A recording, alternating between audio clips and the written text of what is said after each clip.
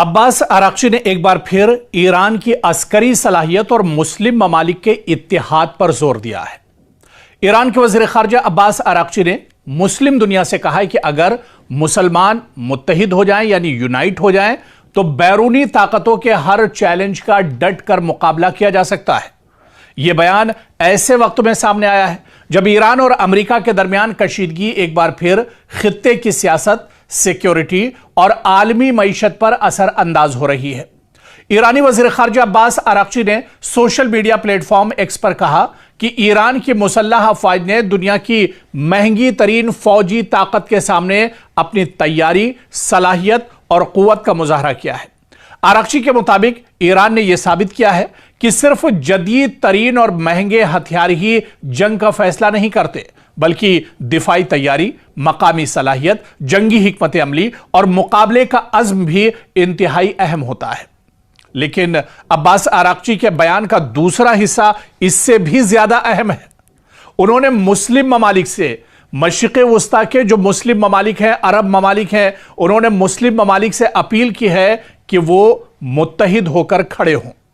आराक्ची का कहना है कि जब मुसलमान एक साथ खड़े होते हैं तो बैरूनी अनासिर की जानिब से पैदा किए जाने वाले चैलेंजेस का डट कर मुकाबला किया जा सकता है। और इसी के साथ उन्होंने ये पैगाम भी दिया कि अब वक्त आ गया है कि मुस्लिम ममालिक सिर्फ दूसरों पर इन्हिसार करने के बजाय अपनी ताकत और बाहिमी ताउन पर भरोसा करें। ईरान एक ऐसे खित्ते में मौजूद है जहां अमेरिका की फौजी मौजूदगी भी है, इजराइल के साथ उसकी शदीद कशीदगी भी है, खलीजी ममालिक की सिक्योरिटी तशवीश भी है और अबनाए हुर्मुज़ जैसा इंतहाई अहम समंदरी रास्ता भी मौजूद है। हालिया कशीदगी में ईरान और अमेरिका के दरमियान बराह रास्त फौजी कार्रवाइयां भी हुई, जबकि ईरान की जानिब से इजरायली और अमेरिकी अहदाफ को मिसाइल और ड्रोन हमलों के जरिए निशाना बनाने की इत्तलात भी सामने आ रही हैं। ऐसे माहौल में तेहरान का मौक़िफ़ है कि खित्ते की सिक्योरिटी का फैसला खित्ते के ममालिक को खुद करना चाहिए, न कि अमेरिका और इजराइल पर इक्तफा करना चाहिए, क्योंकि जितने खलीजी ममालिक के मुल्क हैं उनकी सब की सिक्योरिटी एक तरह से उनकी हिफाजत की जिम्मेदारी अमेरिका पर है। और इसी वजह से ये बयान एक तरह से आराक्ची का आया। उन्होंने कहा कि इस पूरे रीजन की, इस पूरे खित्ते की सिक्योरिटी का फैसला खित्ते के ममालिक को खुद करना चाहिए, ना कि बैरूनी ताकतों पर भरोसा करना चाहिए। ईरान के नायब वज़ीर ख़ारजा काज़िम गरीब आबादी ने भी इसी नौइयत का मौक़िफ़ अख्तियार करते हुए कहा है कि खलीजी ममालिक में यह सोच बढ़ रही है कि इलाकाई सिक्योरिटी की जिम्मेदारी खुद खित्ते के ममालिक को एक तरह से लेनी चाहिए, खुद अपनी जिम्मेदारी इसे समझनी चाहिए। यानी ईरान अब सिर्फ अपनी फौजी ताकत की बात नहीं कर रहा है, बल्कि एक इलाकाई सिक्योरिटी निज़ाम की बात भी कर रहा है। जिस तरह से नेटो की ताकत है, जिस तरह से यूएन की ताकत है, जिस तरह से दूसरे और भी जो तंजीमें और ग्रुप हैं, अब ईरान यही चाह रहा है कि खित्ते में जो इस्लामी ममालिक हैं इनका अपना एक अलग नेटो होना चाहिए, इनकी अपनी एक ताकत होनी चाहिए, इनके अंदर एक इत्तेहाद होना चाहिए, एक यूनिटी होना चाहिए। और अगर कोई यूरोपीय ममालिक, कोई बैरून ममालिक या अमेरिका जैसे और इजराइल जैसे ताकतें अगर आंख दिखाती हैं तो सब मिलकर डट कर इनका मुकाबला आने वाले दिनों में किया जाना चाहिए। अब्बास आराक्ची ने एक बार फिर ईरान की अस्करी सलाहियत और मुस्लिम ममालिक के इत्तेहाद पर जोर दिया है। ईरान के वज़ीर ख़ारजा अब्बास आराक्ची ने मुस्लिम दुनिया से कहा है कि अगर मुसलमान मुत्तहिद हो जाएं यानी यूनाइट हो जाएं तो बैरूनी ताकतों के हर चैलेंज का डट कर मुकाबला किया जा सकता है।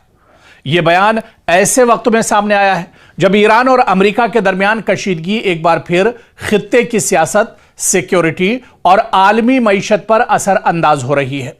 ईरानी वज़ीर ख़ारजा अब्बास आराक्ची ने सोशल मीडिया प्लेटफॉर्म एक्स पर कहा कि ईरान की मुसल्लह अफ़वाज ने दुनिया की महंगी तरीन फौजी ताकत के सामने अपनी तैयारी, सलाहियत और क़ुव्वत का मुज़ाहरा किया है। आराक्ची के मुताबिक ईरान ने यह साबित किया है कि सिर्फ जदीद तरीन और महंगे हथियार ही जंग का फैसला नहीं करते, बल्कि दिफाई तैयारी, मकामी सलाहियत, जंगी हिकमत अमली और मुकाबले का अज़्म भी इंतहाई अहम होता है। लेकिन अब्बास आराक्ची के बयान का दूसरा हिस्सा इससे भी ज्यादा अहम है। उन्होंने मुस्लिम ममालिक से, मशरिक़ वस्ता के जो मुस्लिम ममालिक हैं, अरब ममालिक हैं, उन्होंने मुस्लिम ममालिक से अपील की है کہ وہ متحد ہوکر کھڑے ہوں۔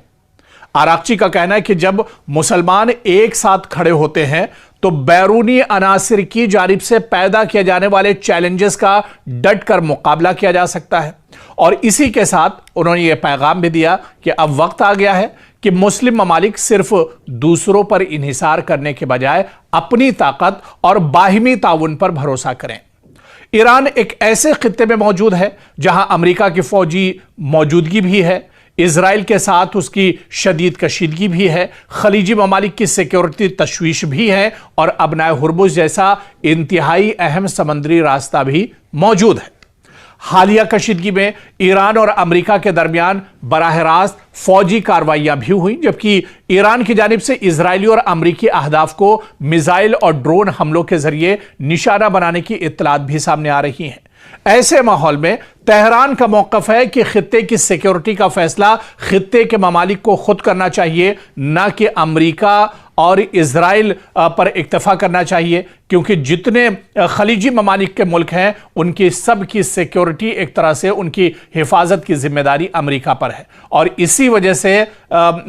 یہ بیان ایک طرح سے آراغچی کا آیا۔ انہوں نے کہا کہ اس پورے ریجن کی، اس پورے خطے کی سیکیورٹی کا فیصلہ خطے کے ممالک کو خود کرنا چاہیے، نہ کہ بیرونی طاقتوں پر بھروسہ کرنا چاہیے۔ ایران کے نائب وزیر خارجہ کاظم غریب آبادی نے بھی اسی نوعیت کا موقف اختیار کرتے ہوئے کہا ہے کہ خلیجی ممالک میں یہ سوچ بڑھ رہی ہے کہ علاقائی سیکیورٹی کی ذمہ داری خود خطے کے ممالک کو ایک طرح سے لینی چاہیے، خود اپنی ذمہ داری اسے سمجھنی چاہیے۔ یعنی ایران اب صرف اپنی فوجی طاقت کی بات نہیں کر رہا ہے، بلکہ ایک علاقائی سیکیورٹی نظام کی بات بھی کر رہا ہے۔ جس طرح سے نیٹو کی طاقت ہے، جس طرح سے UN کی طاقت ہے، جس طرح سے دوسرے اور